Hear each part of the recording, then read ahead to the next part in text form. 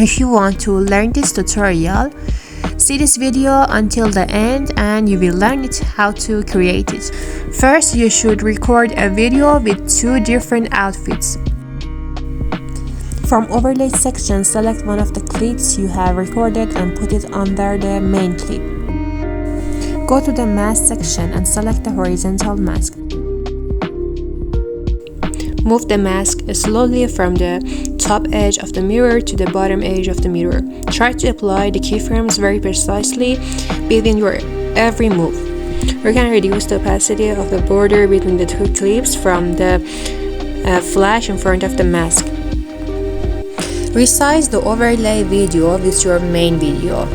Try to resize your overlay video with your main video as good as possible to seem natural. If you like this tutorial, hit that like button and subscribe to the channel and share it with your friends.